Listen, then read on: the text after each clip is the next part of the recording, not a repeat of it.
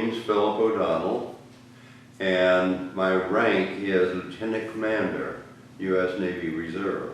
When I was briefed in active duty, the Navy, the airlines were desperately in need of pilots.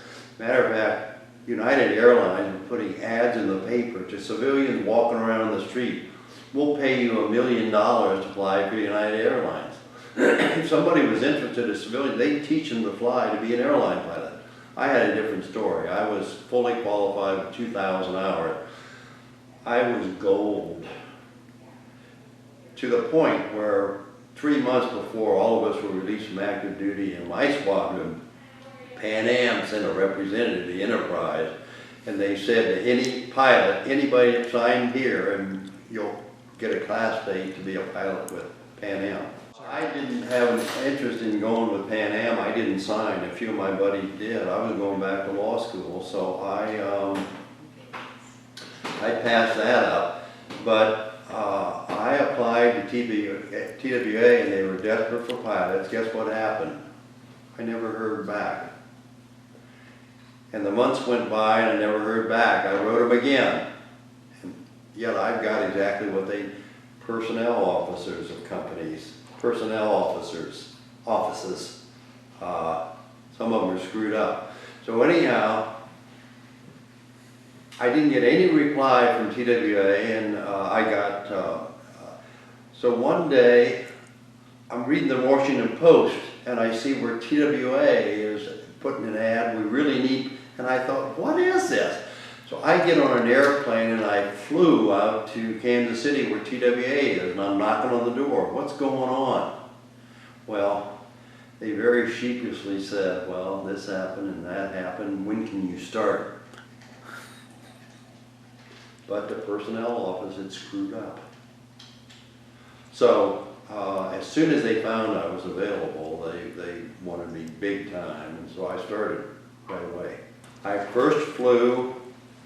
I went from flying high performance, the highest performance Navy airplanes, fighter airplanes, single engine, single seat, capable of 2,000 miles an hour plus. And I found myself as a flight engineer in training on a World War II Constellation propeller-driven airplane, no jets, not even a pilot. I was going to be a flight engineer. And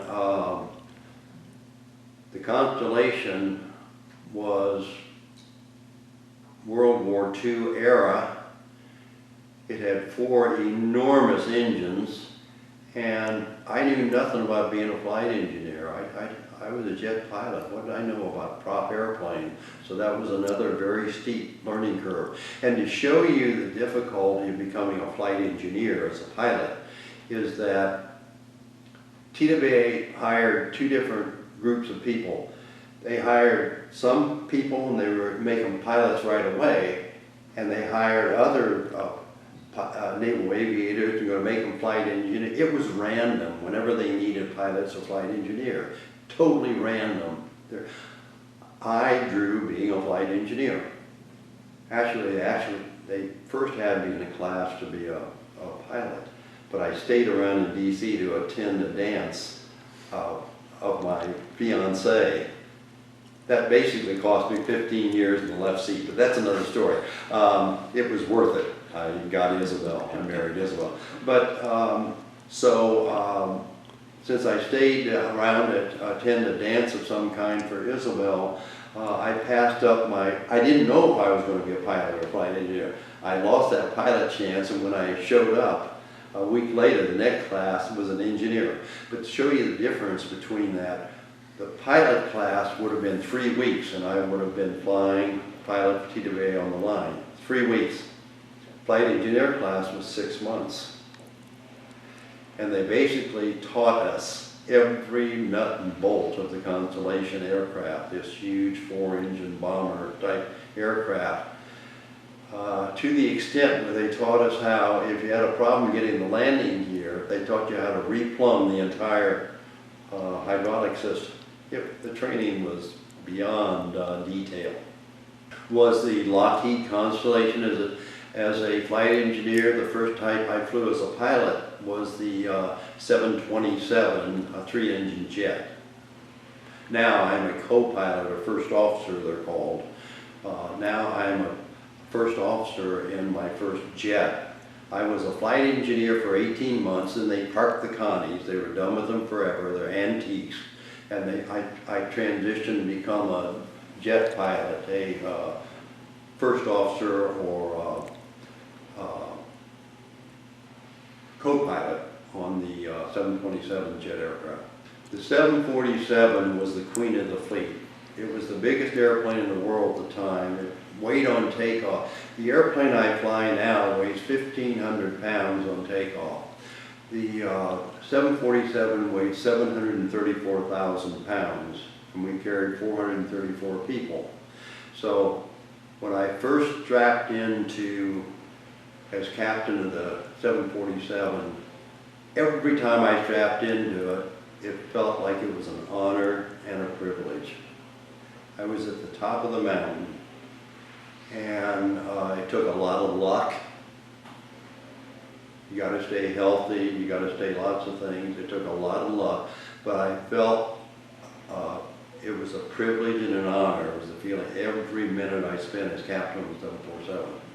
The most memorable flight I had, my first flight as a captain of the 747 was from St. Louis to Hawaii, and I took Isabel with me. That's what made it so special.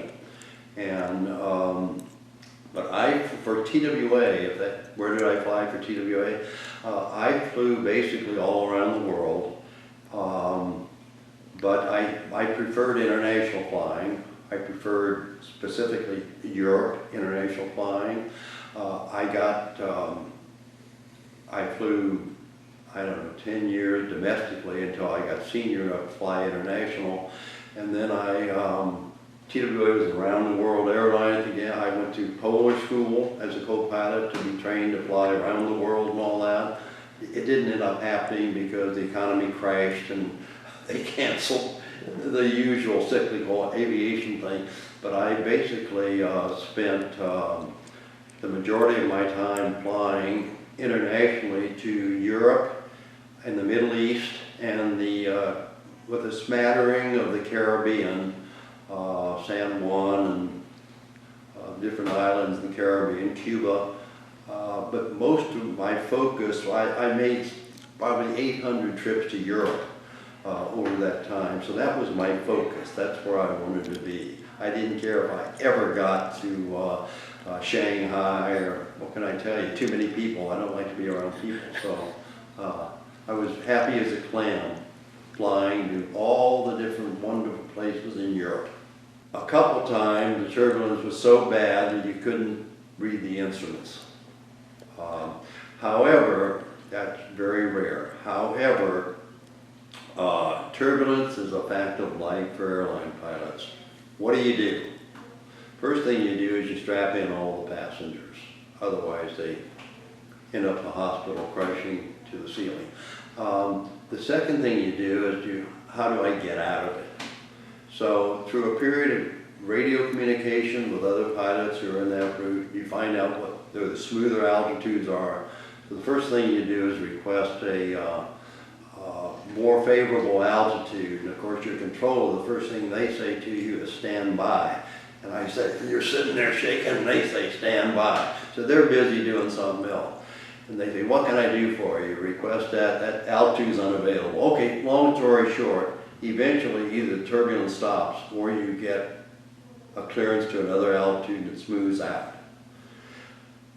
The opposite of the turbulence is if you find yourself in the middle of a jet stream, it's as silk as satin, and you're doing 700, 720 miles an hour over the water. Hope you get that going over to Switzerland. That makes the trip a lot faster. And so silky smooth in the middle of a jet stream, but if you're crossing that jet stream this way, you have your fillings rattling and you look to get out of it. The passenger safety first. Everybody strap in, including the flight attendants.